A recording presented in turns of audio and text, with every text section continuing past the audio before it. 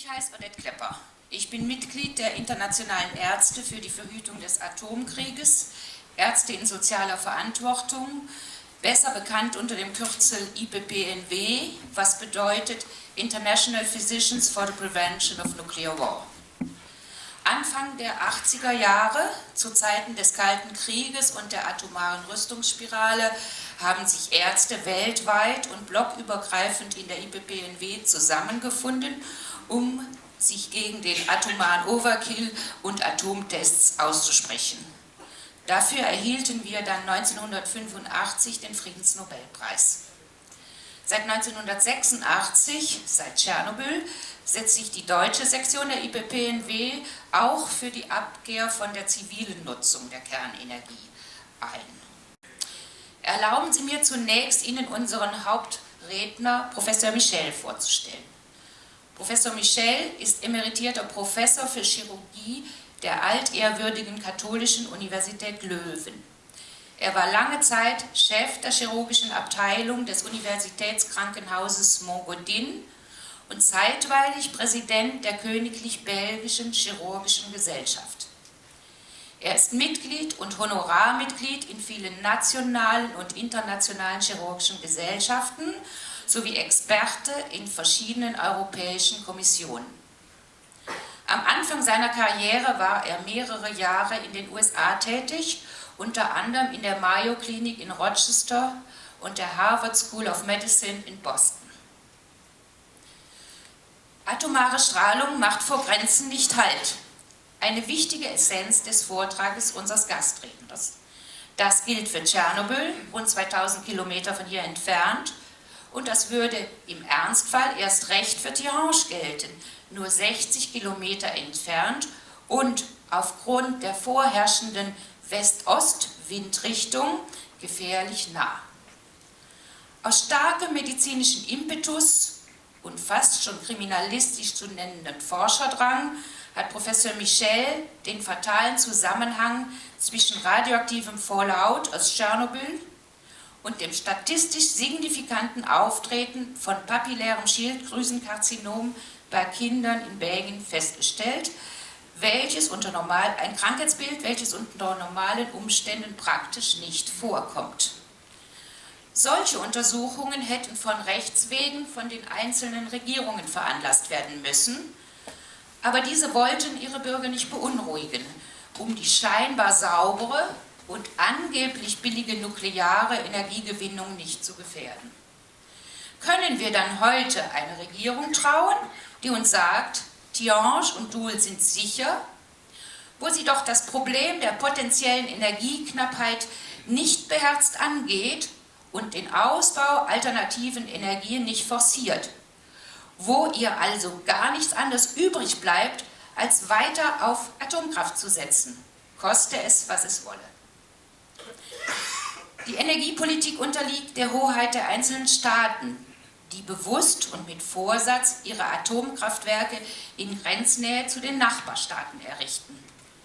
Diese Taktik und die Lehren aus Tschernobyl verlangen eine gesamteuropäische Energiepolitik mit Abkehr von der Atomenergie und Ausbau alternativer Energien. Good morning. I will try to say something in German. Zuerst möchte ich Ihnen für die freundliche Einleitung denken, hier in Aachen, einen Vortrag über radioinduziertes Schilddrüsenkarzinom zu halten. Seien Sie gewiss, dass auch in Belgien die Sorge um die Sicherheit der Atomreaktoren wächst. Maybe you won't believe my last sentence. What I will try to convey to you, it's the experience I got from the last 3 decades since the Chernobyl accident. In April 1986, I was a young academic surgeon at this time, running a new department of surgery in one of the university hospitals of my university, which is one of the oldest of Europe, University of Leuven. And I entitled this conference, The Post-Chernobyl Incidence of Papillary Thyroid Cancer Among Children, One More Belgian Denial. maybe I could replace by denial by just lie, which is not peculiar to Belgium, but to all of Europe, and we will see what I mean by that. So, we share in common the color of our flag.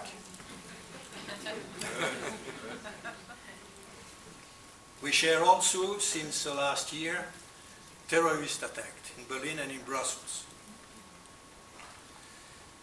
So we have a lot of in common from history and from our old and recent past. This is a curve of the stream La Meuse, and this is my hospital in the middle of nowhere, which is quite unusual to get an hospital in the middle of nowhere in Belgium, okay? But it's in the middle of nowhere. So, it's here, between Namur and Dinant. Aachen is here.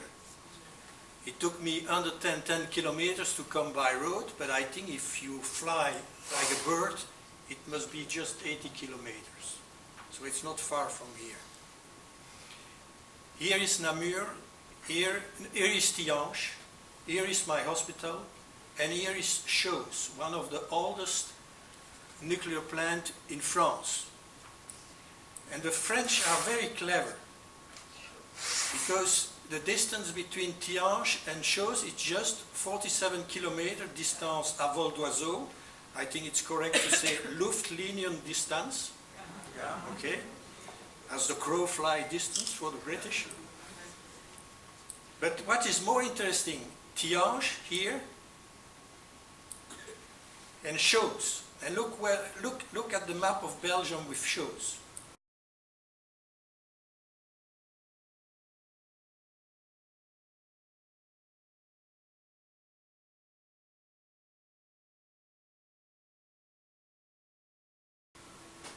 Chooz is just here, at the top of this invagination of France in the south of Belgium. So they are very clever to put all their waste in the country of the neighbor. And this is the nuclear plant site around my hospital. One of the oldest and one of the biggest nuclear plant in Germany, Biblis, that was closed in 2011. So if we look again at the map of Belgium, Chooz is here, okay? It's closer to Belgian cities than to the first city in France, which is Charleville-Mézières. So if you are upset and worried, and I can understand that, by Tihange, look what happened to us, what we have in the south of Belgium. So stop Tihange, I think it's a good idea, I share the concern. But if we look at the map of Europe, it looks to me that just rearranging the chair on the deck of the Titanic.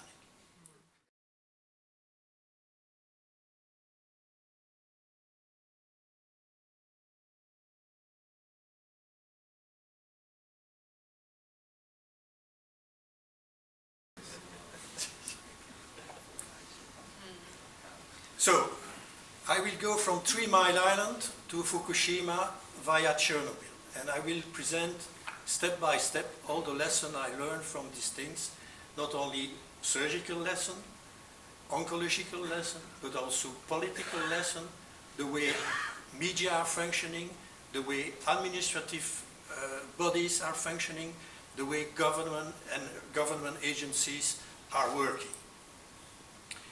Which is the context? Well, the context 79, 86, 2011. My context at this time, in 77 to 81, I was in the United States. This is my eldest daughter. She was 2 years old when the catastrophe of 3 Mile Island happened in 1979.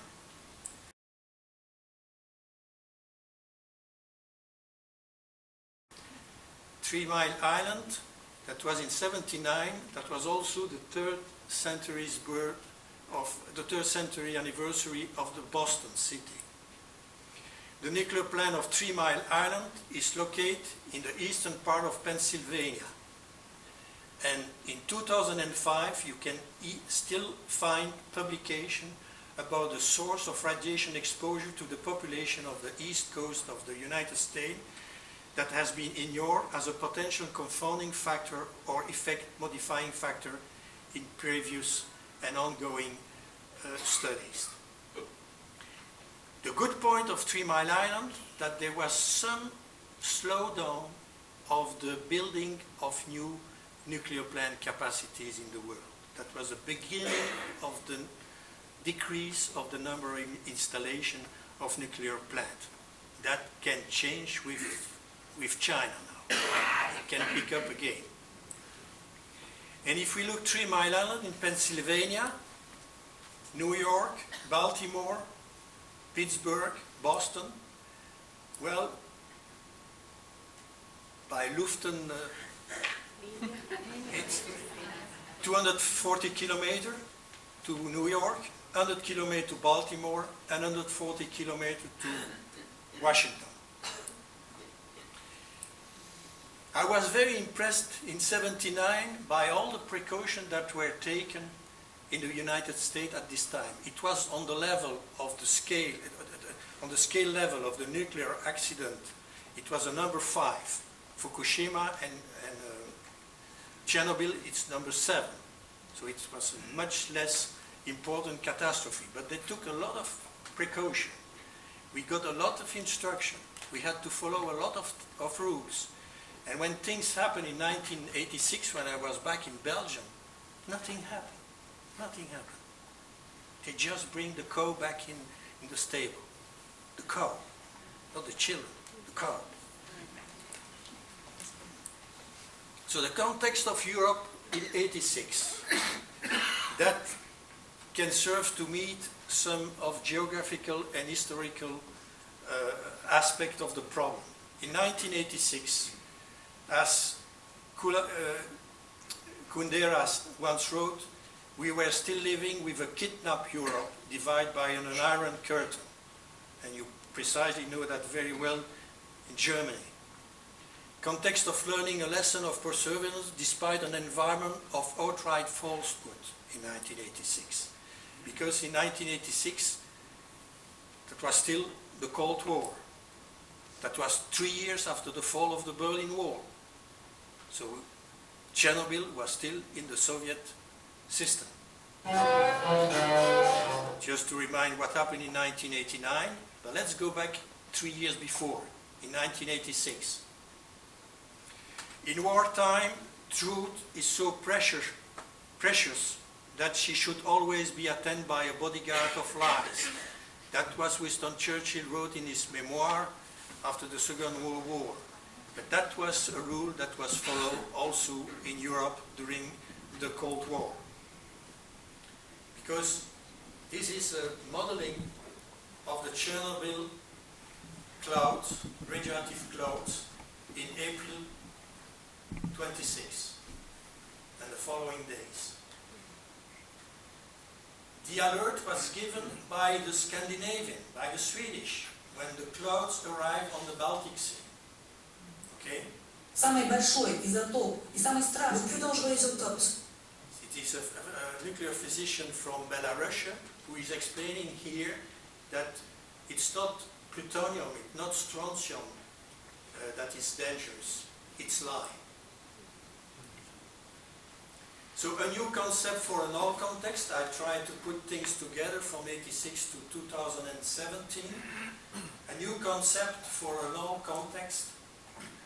The post-truth political culture. You certainly heard about that for the last couple of weeks. Post-truth political culture caused by alternative facts. And alternative facts, that's alternative truth. Okay? This is a mathematical concept. It's a second solution of a quadratic equation. Y equals 0 twice depending on the value of x.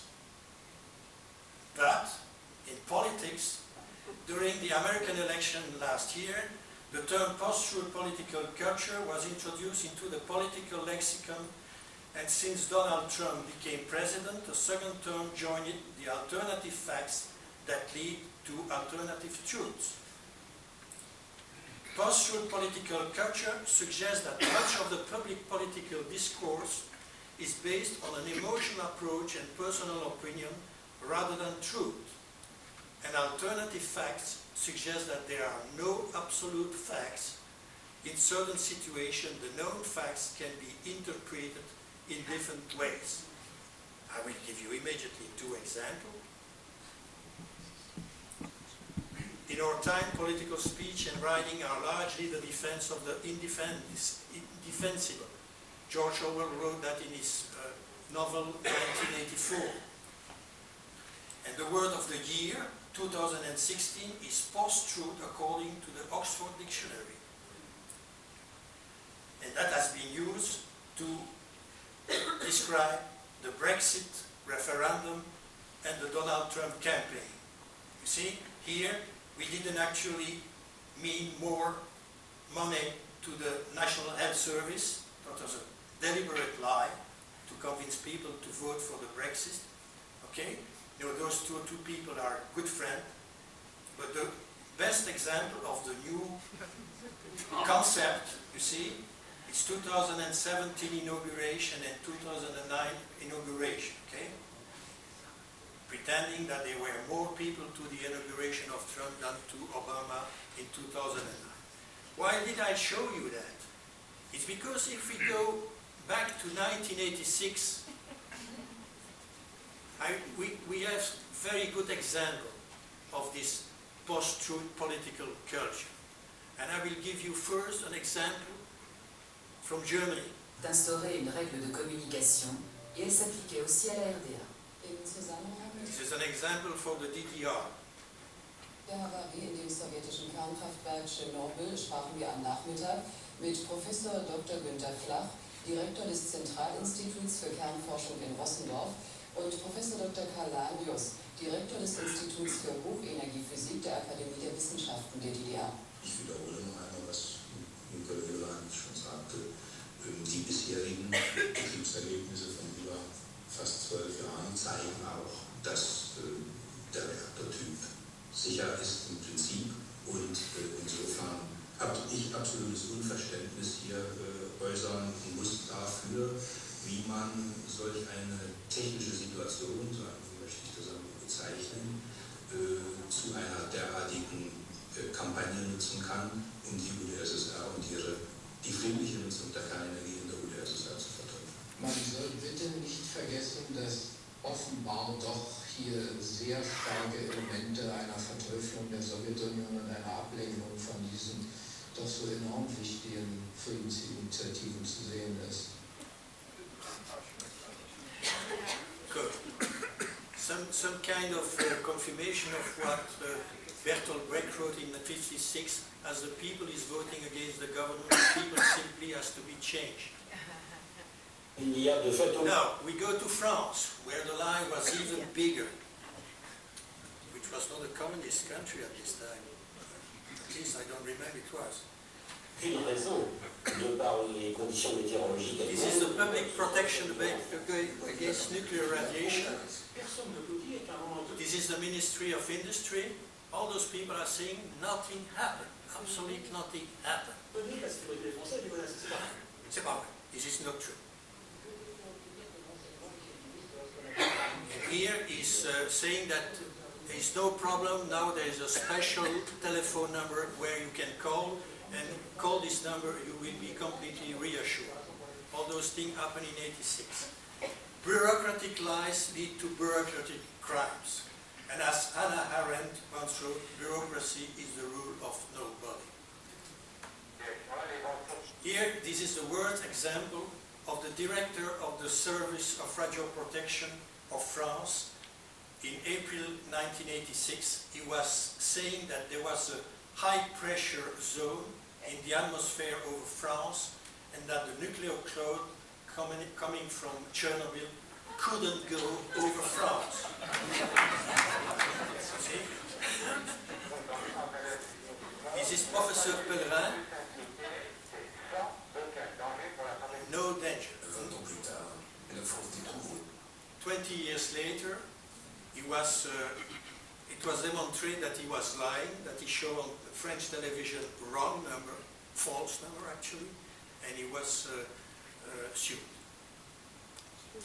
But this is a good example of scientific integrity. The Russian academician Valery Alexeyevich Legasov committed suicide 2 years after the Chernobyl accident because nobody wanted to listen to him. And he knew from the beginning that things were absolutely terrible.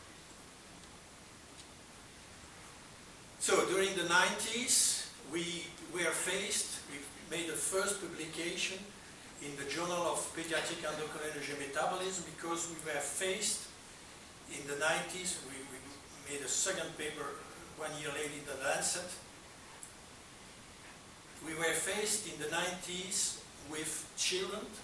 One was 2 months, the other 1, 3, 4, 5, 6, 7, 8, 9, 10-year-old at the time of the Chernobyl accident and presented with papillary carcinoma, follicular variant of the thyroid, which was very unusual, very unusual.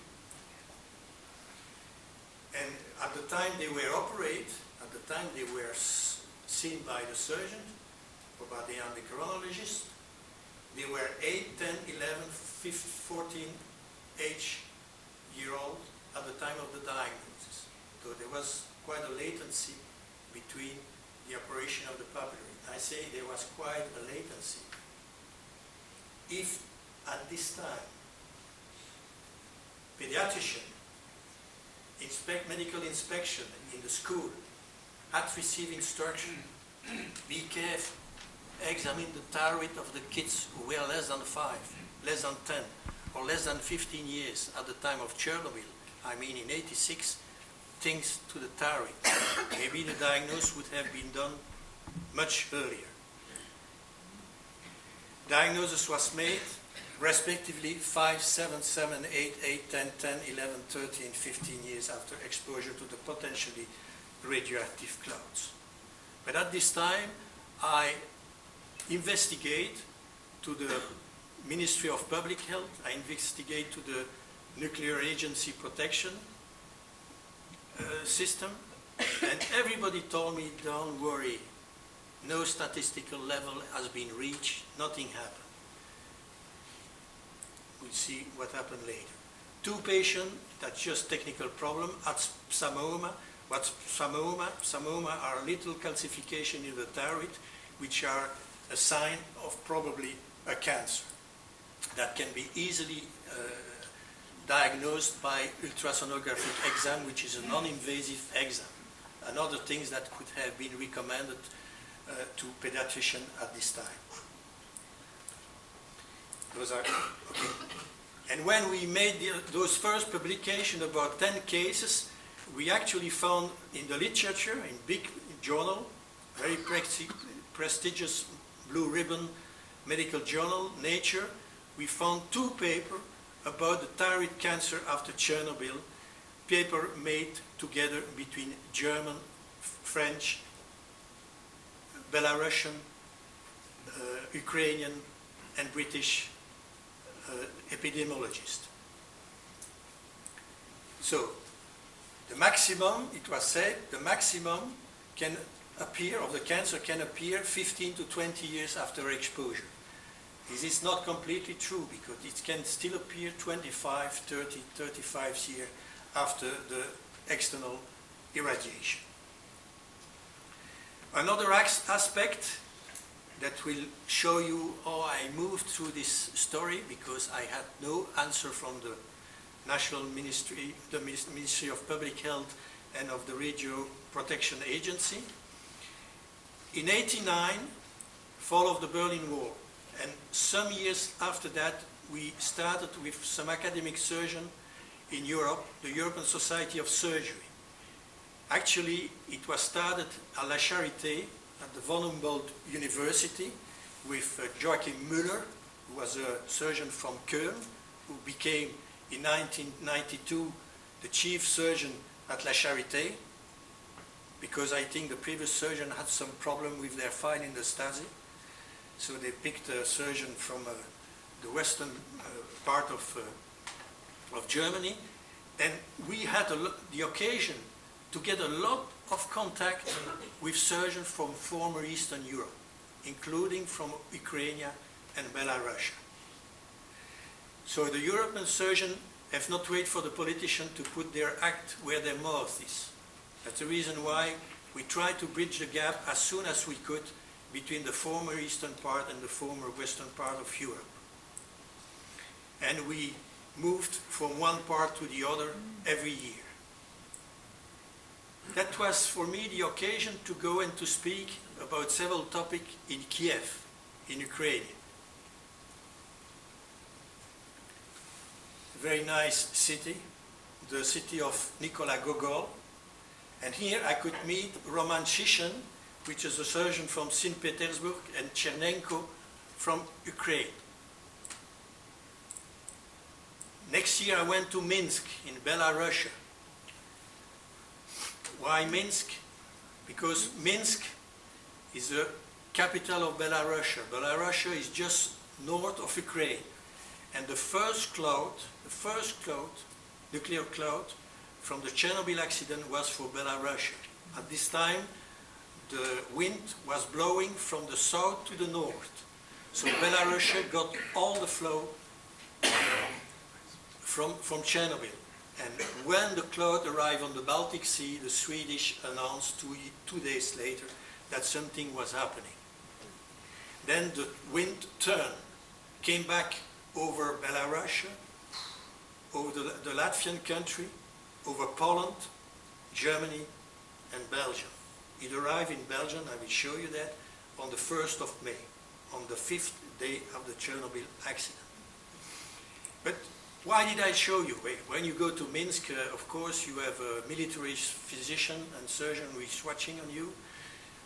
You cannot go everywhere.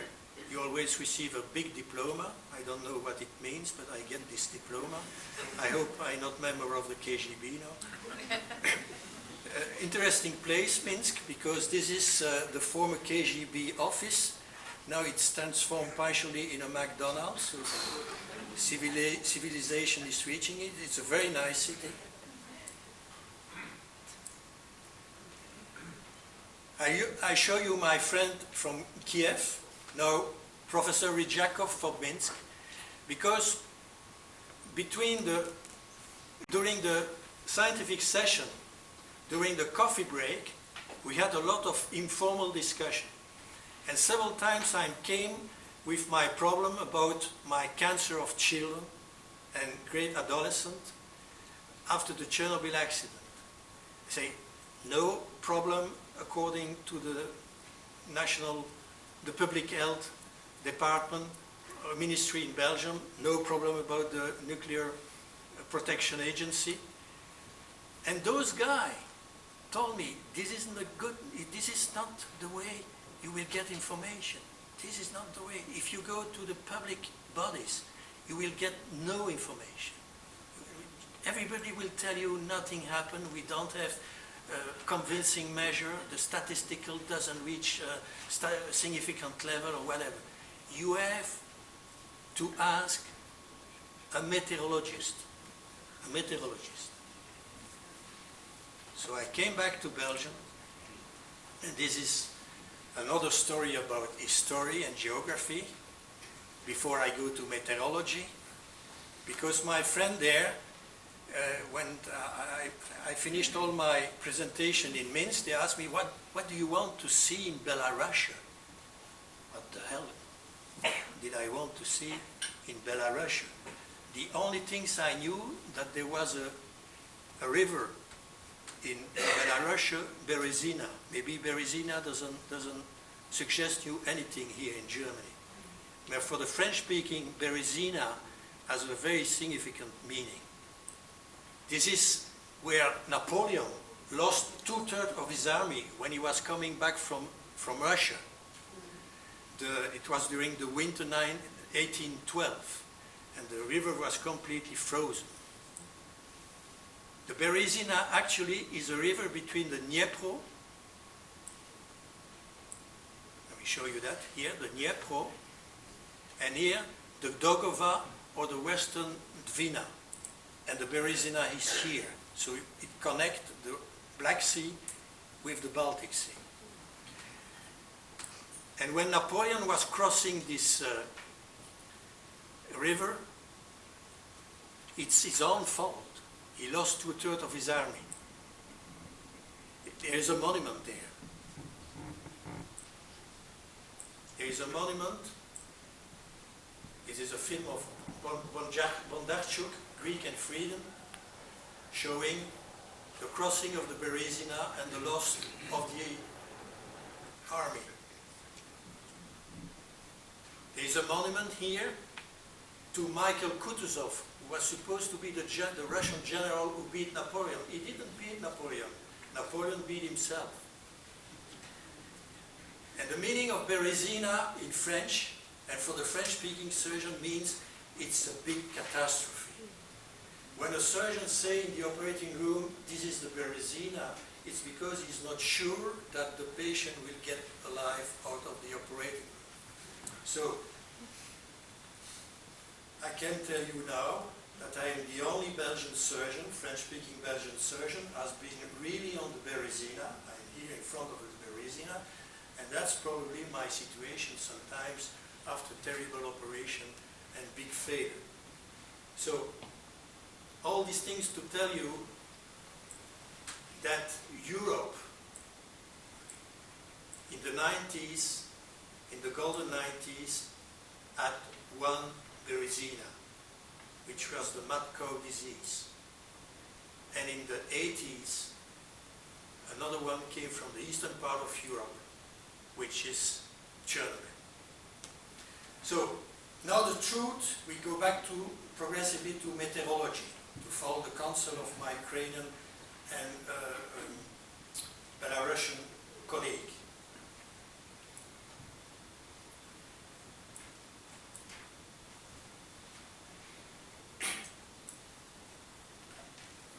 When I went back to Belgium, I called the Belgian Royal Institute of Meteorology, one of the oldest meteorology institutes in Europe. And I happened to fall on one of the meteorologists of Belgium, Van Diepenbeek, which is a very big specialist. And when I told him my story and say, I come from Belarus, I come back from Belarus, I come back from Kiev, and everybody told me, you have to discuss the problem with a meteorologist. And he immediately replied on the phone, finally, a physician who thinks. And he said, tomorrow in your mail you will get our report we published in 1990 about the nuclear cloud that came over Belgium. He said, I send it to you, but don't tell anybody that I sent it to you because we were asked by the government to classify, and it was classified. All those people are the author. Meteorological aspect of the nuclear accident of Chernobyl, consequence for Belgium, published in 1990. We refer to this report in our first publication in the Lancet and in the Pediatric Journal of Endocrinology of this report at the National Library in Washington. You see, I learned something about KGB things. And this is the progression of the cloud, day by day, horse by horse. And it will arrive in the south of Belgium, in Arlon, at 6 o'clock in the morning in April. This is again a modeling. Germany is here, little bit Belgium is there. Again, first on the Baltic Sea, and now it's coming here. And here, 1st of May, 6 o'clock, just south of Belgium. So you see, you get a big one also here, Germany.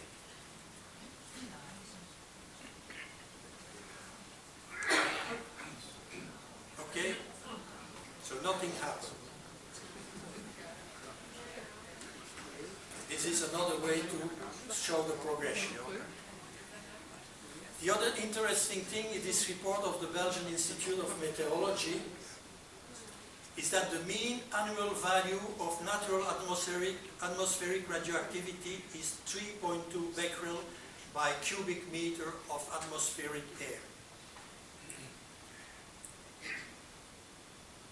Between May 1 and May 3, the mean daily value of radioactivity rose to more than 70 becquerel by cubic meter. Just to remind you, annual, daily, 3.270. Again, nothing happened. Now you can get this report on Google. It has been classified by the Belgian government, but every Belgian knows this report now. Okay? By comparison, the radioactivity at ground level was 20-fold higher than the value measured during and after a period of 110 atmospheric nuclear bomb tests in 61 and 62. Just to remind you, I was a high school student at those times in 61 and 62, 110 atmospheric nuclear bomb testing. The planet was just full of radiation. But in Belgium, on the 1st of May, we had 20 times the atmospheric radioactivity than in 61 and 62. Another comparison, we had in the 1st of May, it was 100 times the radioactivity after the nuclear accident of the Windscale nuclear plant in the United Kingdom in 1957. So let's go back. 70 becquerel versus 700 millibecquerel. So it's a difference of 100 to 1. Sellafield accident, the Windscale accident in October 57. Still functioning.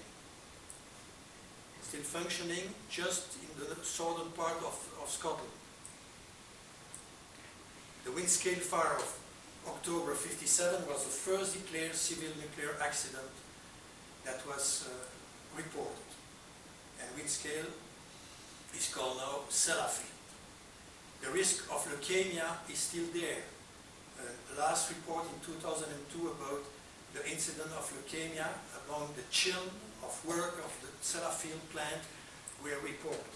Another report in 2010 in the Journal of Radiology Profession. So, as you can see, 57 to 2002, 45 years, and 60 years about the emission, the show on RT in 2007 about Sellafield. Now, if we go back to the daily radioactivity compared on April 86 and the nuclear testing in the atmosphere in 61 and 62,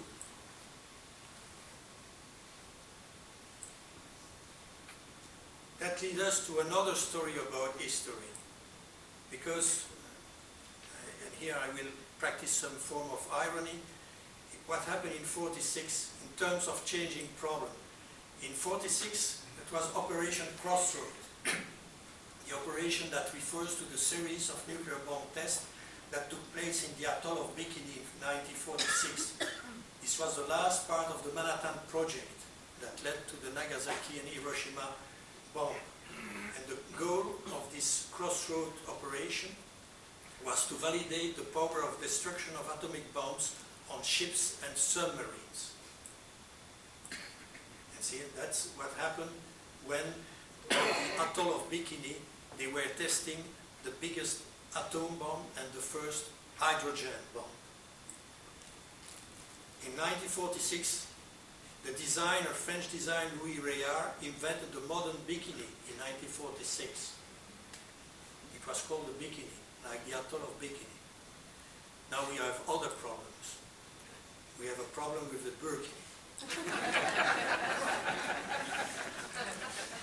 Health implication from this controversial topic is the problem of public health at the scale of the European continent. And in our paper, our early paper, we made already recommendation. We were very careful and very prudent in our conclusion because we wrote it is difficult to make a firm statement on the dosing between these diagnosed thyroid cancer in young people and post-Chernobyl radioactive contamination. However, it is also difficult to say that such things do not exist. Second conclusion, we make a comment about another recent paper who was published at the same time from a Japanese surgeon who worked in Chernobyl and in Belarus.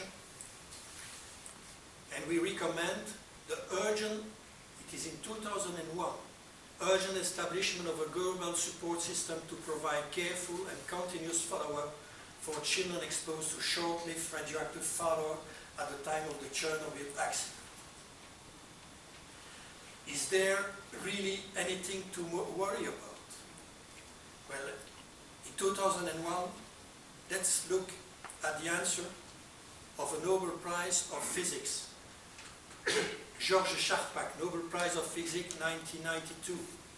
And he wrote an article entitled "Nuclear Reason Has to be Saved." He was very reassuring, even proposing a new parameter to assess the natural internal radiation produced in our body by the potassium-40 and carbon-40, normally present in our tissue. He said, you don't have to worry about nuclear radiation. It's no problem. We are radiating ourselves, so it's no problem. That was the base of his article. I was so upset by reading this comment in Le Journal Le Monde that with my endocrinologist, we reply step by step, point by point to Nobel Prize of Physics. Because practically in former Western Europe, the principle of precaution is at variable geometry since the Chernobyl accident. Why have no guidelines been provided to the medical services following up school children? Why no large-scale prospective epidemiological survey? Nothing has been done at the European level. Nothing. Nothing. And I've been asking to the Belgian government to ask this very basic question. The children who were less than 15 years in 1986, are we still seeing an increase of cancer when they are 30, 40, 50? This is a study that can be done very easily, especially for the registry of cancer that is published every 5 years. But nobody is asking the question. If nobody is asking the question, nobody will find the answer. So there is a need for practical measure, not for a new unit labeled by a physics Nobel Prize. Because, as I show you, he was proposing the diary for annual dose of internal radiation.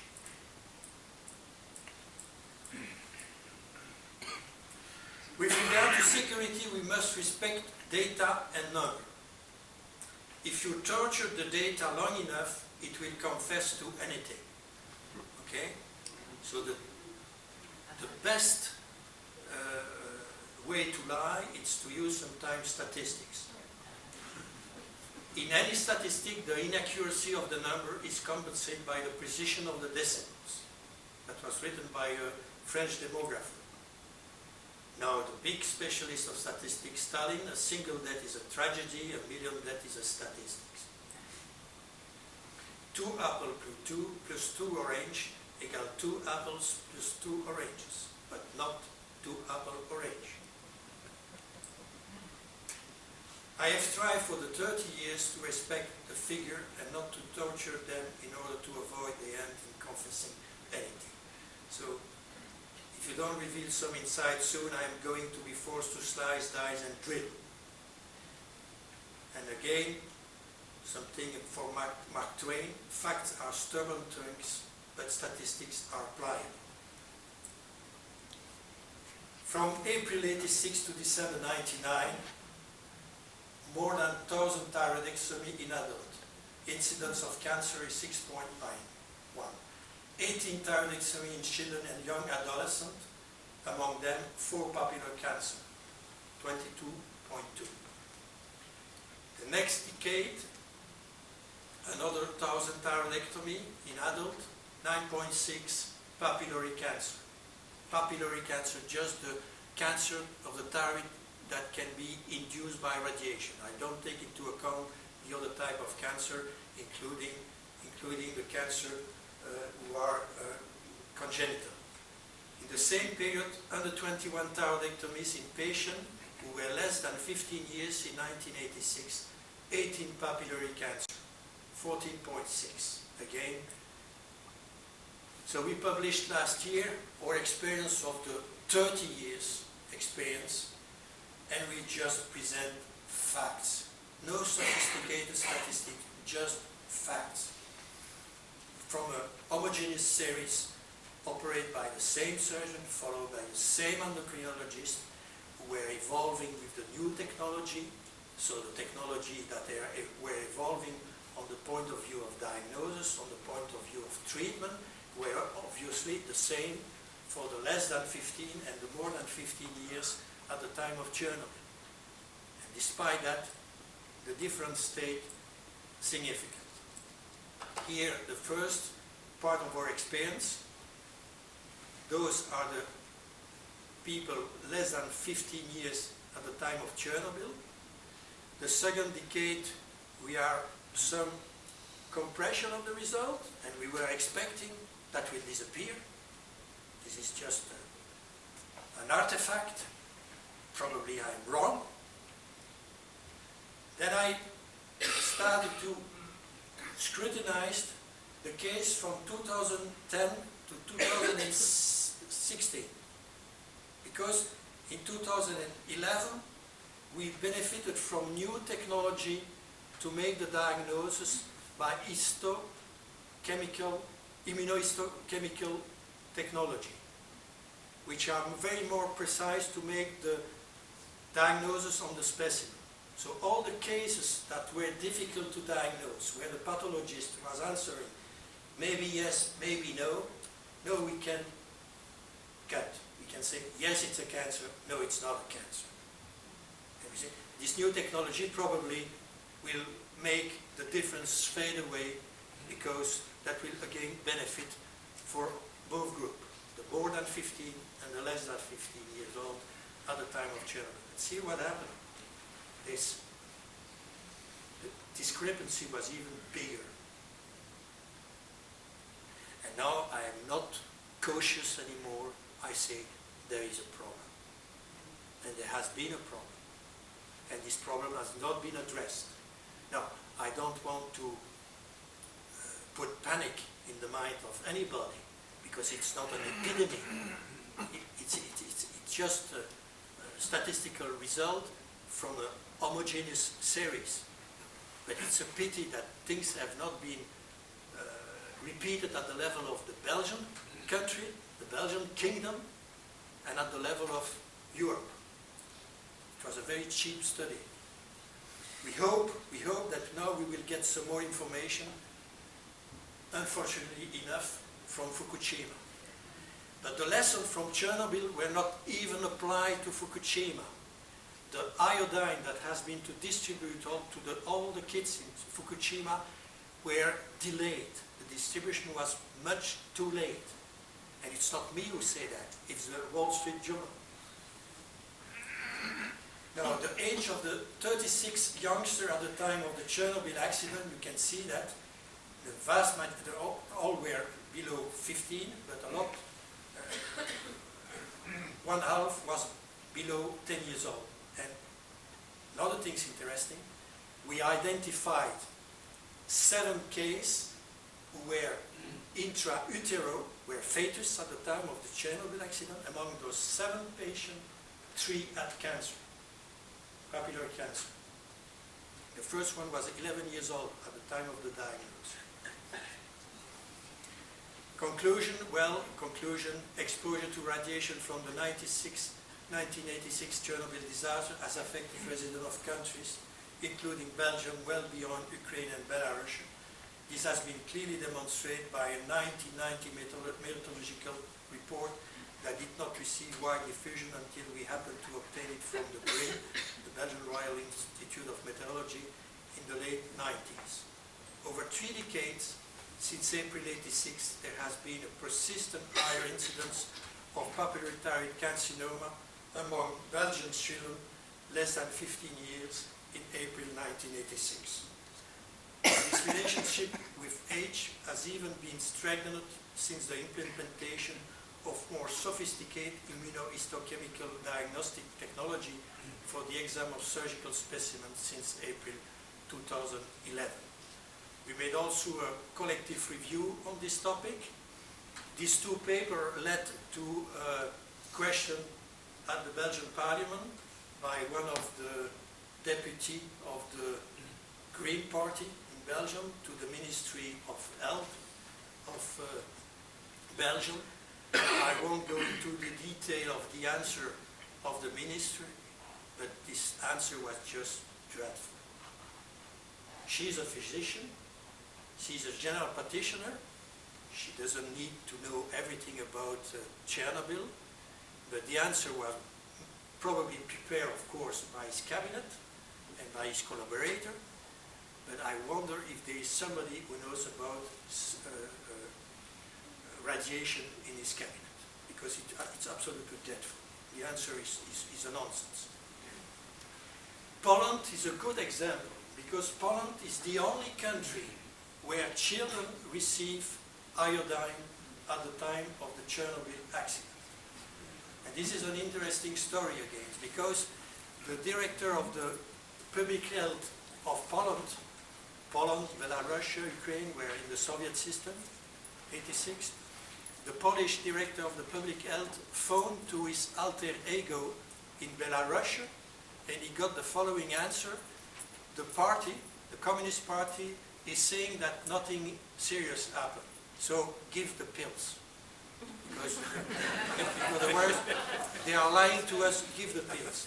And all 10 million children in Poland receive iodine, and 7 million of adults receive iodine without any secondary effect. Probably you recognize it. La Pologne est le pays le plus touché. I say that because all the information was available here also in Belgium, on the RTBF, Radio Television of Belgium, on the 3rd of April 1986, on Belgian television. Hors du RSS par les retombées radioactives. Les informations précises ont Nuclear fall. été données dès hier soir à la population par la télévision. Un traitement anti-radiation à l'iodine a été administré à tous les jeunes enfants à titre préventif. Voilà. Iodine has been given to all the kids in Poland. Belgian television, 30 April 1986. Unfortunately for the kids in Poland, it was a bit late. Okay, it was accidents on 26 and the kids received on the 29 and the 30. Or to be effective, iodine should be given early. If there is an alert, take a pill. This has been published in the American Journal of Medicine, 1993, iodine prophylaxis in Poland after the Chernobyl reactor accident, benefit and risk. Published by 2 American physicians from Polish origin. Just to remind you that Chicago is the biggest Polish city after Warsaw. And to iodine pills in case of severe nuclear accidents, well, some people in Belgium say that it's rearranged the deck chair on the Titanic, another example from the Titanic. But I don't think it's enough to convince me not to give iodine to kids if there is any accident. Oh, Belgian organization, I will not fed you up with Belgian organization. There is an arrêté royal arrest in 1991, has been revised in 2003. We have Telerat system, which is a network of automatic measure in Belgium that was installed quite late in the 2000s. This is the former boss of the nuclear security in Belgium. He has to resign, and this is one of his declarations. That won't reassure you. That was one of his declarations in May 2013, that the default in Tihange, in the concrete wall of Tihange, are parallel to the surface. And for this reason, because they are parallel and not perpendicular, they are just parallel, it's not a problem. And he had no theoretical problem. It's a bit short. Nuclear, Jan Benz, which is the new director, he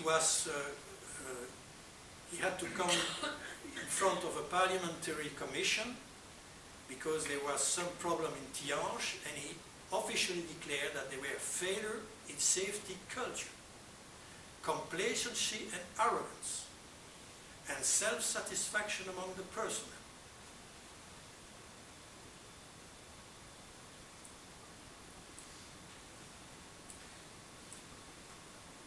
Okay, this is the pamphlet that is distributed in case of accident in Belgium, which it's very basic. And here they mention the incident of cancer after the Chernobyl accident in Belarus, okay, just showing that it's increasing. I'm comparing that with my result. Okay, it's exactly the same, but it's a local production. In 2011, I will finish by that, 2011, because that was also something I learned from a lesson that I learned, is the way the political system is functioning, the administrative system is functioning, but also the media. In 2011, it was 25 years after the Chernobyl accident, and almost at the time of the Chernobyl accident in April, one bomb before, in March 2011, it was Fukushima. So the 25th anniversary of Chernobyl was feasted by the Fukushima accident. So the media in Belgium were very concerned by this fact. Some journalists were looking for information, and they found my publication. So they came to me and said, "Why didn't you say anything?" I said, "I say a lot of things, but I wrote a lot of things. You are not doing your job." Then I went on Belgian television.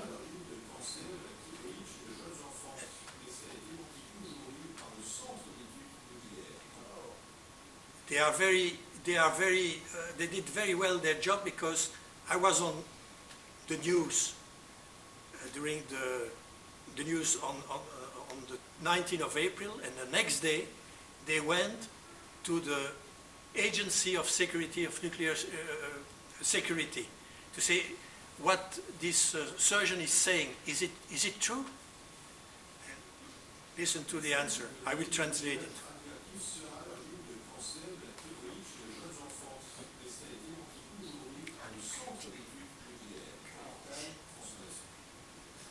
So the same journalist went to this nuclear agency, and he was asking, "Is it true?" And look, this is an expert.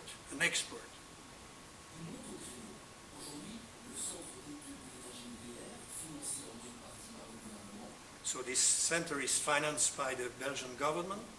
Journalist was asking him, "But did you read this report from the Meteorological Institute?" And he replied, "I must have read it, but it's not in my mind for the moment." So he was criticizing a report, and he's not sure that he has read it. He was also saying that children were also potentially contaminated if they were doing effort, if they were running.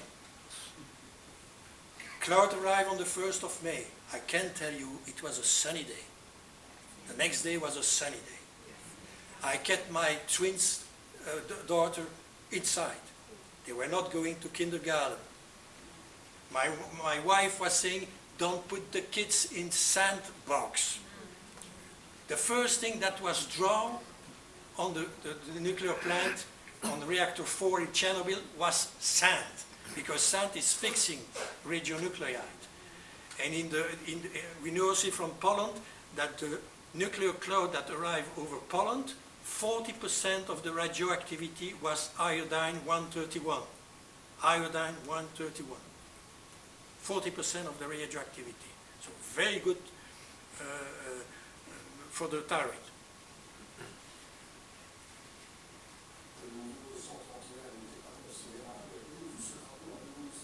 So is he saying, did you read this report? It's not in my mind for the moment.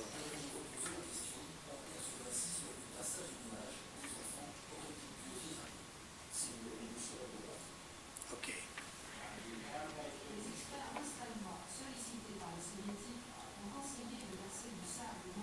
Western German specialists have counseled the Russian to throw sand over the nuclear reactor of Chernobyl.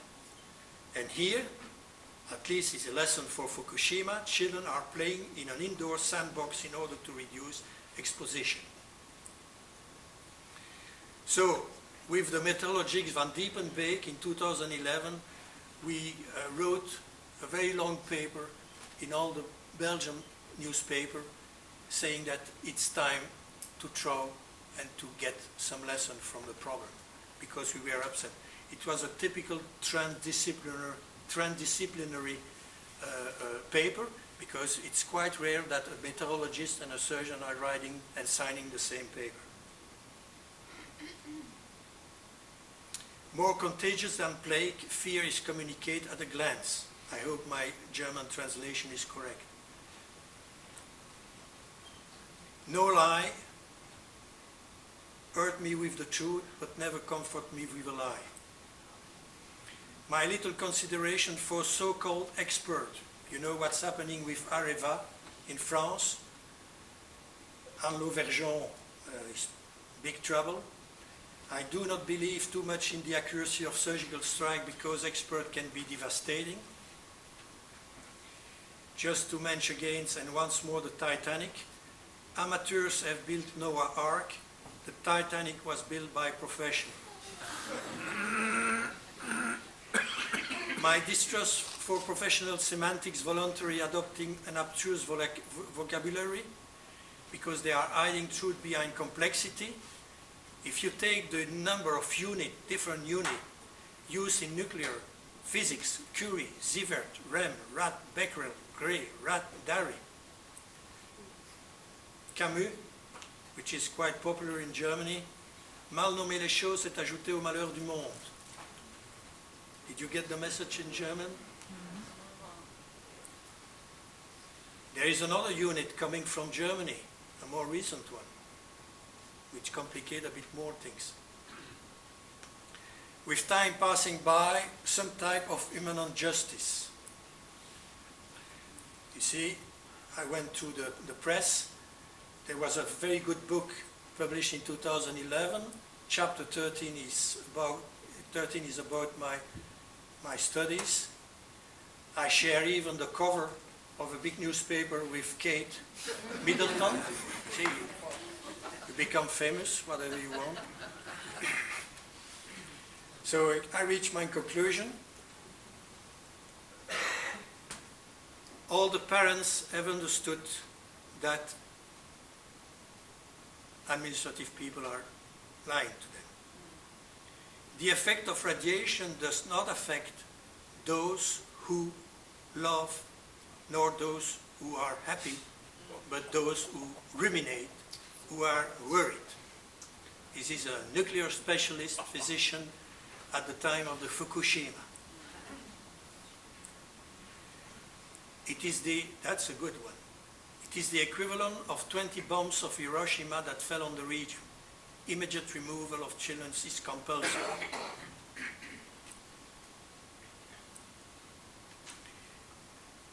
The Burikamin, those are the untouchable of Fukushima. This is a special social group in Japan who are doing things that other people don't want to do.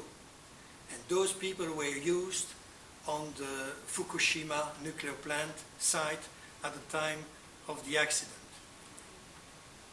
The Burikani, the untouchable, the same as the liquidator in Chernobyl.